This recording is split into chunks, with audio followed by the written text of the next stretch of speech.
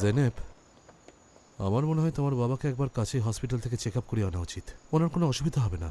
বাবাকে নিয়ে তোমার ভাবার দরকার নেই, তুমি এখন বাড়ি যাও। ঠিক আছে, চলে যাচ্ছি। হ্যাঁ যাও, গুড নাইট। হ্যাঁ, গুড নাইট।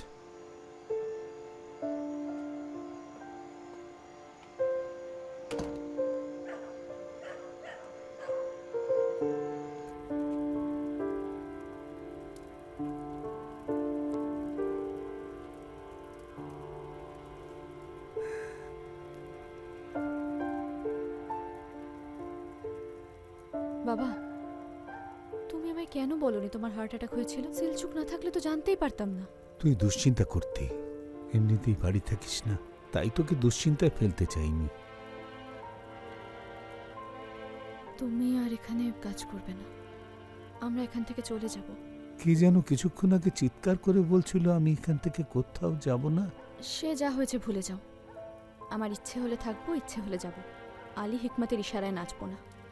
আমরা কোথায় যাব জেনেব? চলে যাওয়া কি এত সোজা? তোমার মেয়ে এখন ডাক্তার হয়ে গেছে, কিছু একটা ব্যবস্থা করে নেব। তোর এখন অল্প বয়স, তাই জীবনের বাস্তবটাকে বুঝিস না। তাছাড়া আমি তো এখানে ঠিকই আছি। এটা কি ঠিক থাকা বলে বাবা? তুমি কি আলী হিকমতের কেনা গোলাম নাকি? কেন তুমি সবসময় ওর ইশারায় নাচো বলো তো? এতগুলো বছর পর এই জায়গাটাই আমার আপন মনে হয়। এই বয়সে নতুন জায়গায় গিয়ে আর কাজ নেই, তাই কষ্ট হলেও এখানেই থাকে। মিস রেজান, আপনি এটা একটু খেয়ে দেখুন, খুব ভালো খেতে। নিশ্চয়ই খাবো, ধন্যবাদ। ওই তো ইয়োখান এসে গেছে। তোমার এতক্ষণ লেগে গেল? সরি, দেরি হয়ে গেল। তুমি কি জানতে পারলে মেয়েটা ওরকম পাগলামো করছিল কেন? হ্যাঁ, ও জানতে পেরেছে ওর বাবার নাকি হার্ট অ্যাটাক হয়েছিল। সে কি, জুলফিকারের হার্ট অ্যাটাক কবে হলো? সেই জন্যই মেয়েটা কাজ ভেঙেছে? না বানু, ভদ্রলোক এই শরীরেও পাহাড়ে গিয়েছিলেন মৌচাক ভেঙে মধু কালেক্ট করতে। আমরা তো এসব ব্যাপারে কিছুই জানতাম না। জানলে কি ওকে ওখানে যেতে দিতাম নাকি? কেউ কেউ জানতো।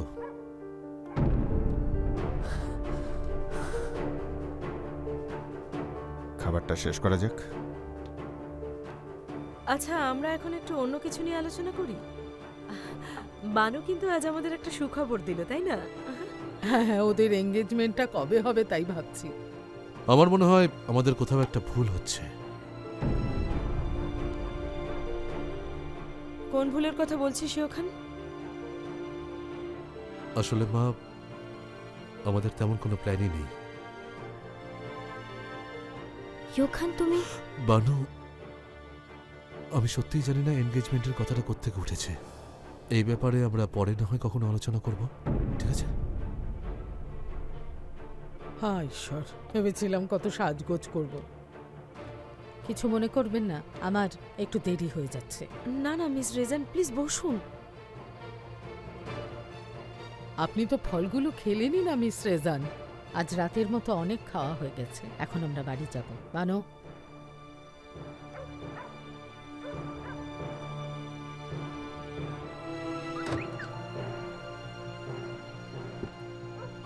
আমরা অত্যন্ত দুঃখিত মিস রেজান।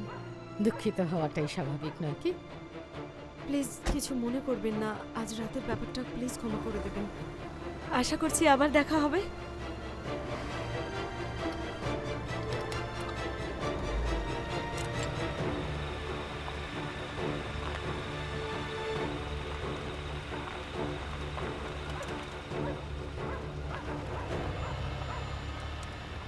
বাবা, বাবা প্লিজ।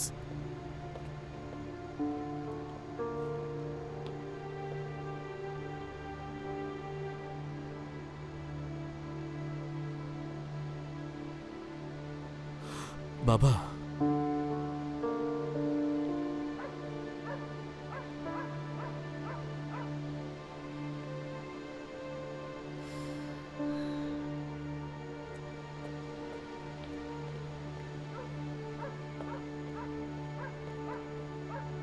দেখলে কি হলো?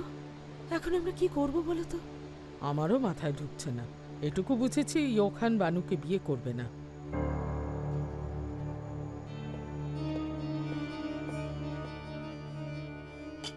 দিদি, একটা কথা মনে রেখো, আমাদের ইয়োখান বাবু ওই ন্যাকা মেয়েটাকে বিয়ে করবে না। তুই কি একটু আস্তে কথা বলতে পারিস না? বাচ্চাটাকে জাগিয়ে ছাড়বে। আরে ইয়োখান নিজের মুখে কথাটা বলেছে গো। তাই বুঝি?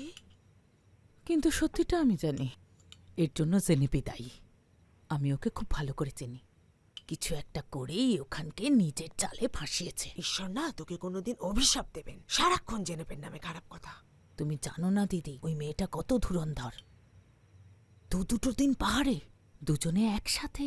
হ্যাঁ, আগুন জ্বলেনি ভেবেছ তুমি? তুই একটু চুপ করতো বাবা। ইয়োখান জেনেপের ওপর কেন দুর্বল হতে যাবে? যতই ডাক্তার হোক, ও তো কর্মচারীর মেয়ে। আরে জুলফিকারের সাথে ওদের মিলবে নাকি? আরে ইয়োখান খামোকা জেনেপকে নিয়ে কেন ভাবতে যাবে বলতো?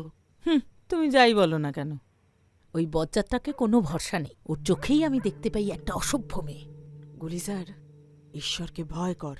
আরে মেয়েটা সবে গ্র্যাজুয়েট হয়ে ফিরল, নিজের মতো কাজকর্ম করছে। ওকে নিয়ে এসব উল্টোপাল্টা বললে তোরই ক্ষতি হবে, দেখিস। তুমিও তাই বলছো? এই মেয়েটা আসার পর থেকে সবকিছু কেমন লন্ডভন্ড হয়ে যাচ্ছে। হঠাৎ করে স্যারের বাড়িতে ঢুকে পড়লো, ঢুকেই উল্টোপাল্টা কথা শুরু। কি ভাবিস নিজেকে? তুমি দেখে নিও দিদি, এর ফলও পাবে। ওরা ওকে নিয়ে কিভাবে ছিনিমিনি খেলে তুমি দেখো। ওর তো টুকরো হবেই, সাথে আমরাও মরবো। এটাই তো বজ্জাতটা চায়। হ্যাঁ জানি জানি, তুই তো নিজের ধান্দাতেই থাকিস। হ্যাঁ, তুই চাইছিস যেন তেন প্রকারে না সেভিঞ্জ ম্যাডামের ঘাড়ে ঝুলে থাকতে, যাতে সারা জীবন এ বাড়িতে আরামে থাকতে পারিস।